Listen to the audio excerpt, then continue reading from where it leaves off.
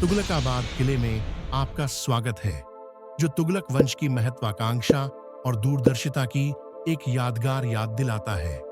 तुगलक वंश के संस्थापक गयासुद्दीन तुगलक द्वारा 1321 में निर्मित इस किले ने दिल्ली के तीसरे ऐतिहासिक शहर के निर्माण को चिह्नित किया। किले की विशाल पत्थर की दीवारें, जिनमें 15 मीटर तक ऊंची ढलान वाली मलबे से भरी दीवारें हैं, मंगोल आक्रमणों से बचाव के लिए बनाई गई थीं। गोलाकार बुर्ज और युद्ध युक्त परकोटे ने इसकी अभेद्य संरचना को और भी मजबूत बना दिया। तुगलकाबाद किला अर्धषटभुज आकार में फैला हुआ है, जिसका आधार 2.4 किलोमीटर और कुल परिधि 6.4 किलोमीटर है। अंदर का शहर सावधानी पूर्वक योजनाबद्ध तरीके से बनाया गया था, जिसे 3 मुख्य भागों में विभाजित किया गया था। पहले हिस्से में शहर के निवासी रहते थे। एक आयताकार ग्रिड के साथ बना यह इलाका कभी चहल पहल से भरा हुआ था, हालांकि अब इसका ज्यादातर हिस्सा घनी वनस्पतियों के नीचे छिपा हुआ है।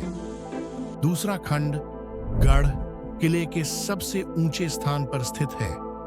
इस क्षेत्र में विजय मंडल टॉवर का प्रभुत्व है, जो भव्य हॉल और रहस्यमय भूमिगत मार्ग के अवशेषों से घिरा हुआ है, जो अभी भी अतीत की कहानियों को प्रतिध्वनित करता है।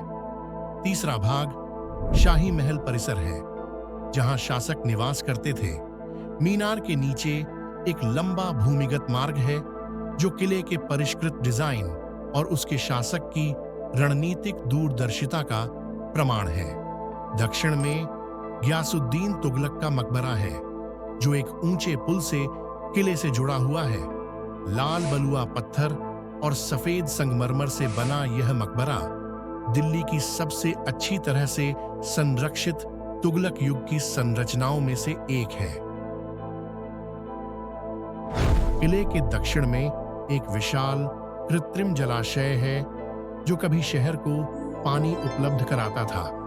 पास में ही गयासुद्दीन के उत्तराधिकारी मोहम्मद बिन तुगलक द्वारा निर्मित आदिलाबाद किले के अवशेष तुगलकाबाद की स्थापत्य शैली को दर्शाते हैं। हालांकि उपेक्षा और अतिक्रमण के कारण किले का अधिकांश हिस्सा अब दुर्गम हो गया है, लेकिन लचीलेपन और महत्वाकांक्षा के प्रतीक के रूप में इसकी विरासत अभी भी कायम है। एक समय में संपन्न शहर भले ही खो गया हो, लेकिन इसकी कहानी इन खंडहरों में जिंदा है। तुगलकाबाद किले का अन्वेषण करें और दिल्ली के गौरवशाली अतीत के पन्नों में कदम रखें। यह किला सिर्फ खंडहर नहीं है, यह इतिहास को आकार देने वाले राजवंश के सपनों का प्रमाण है।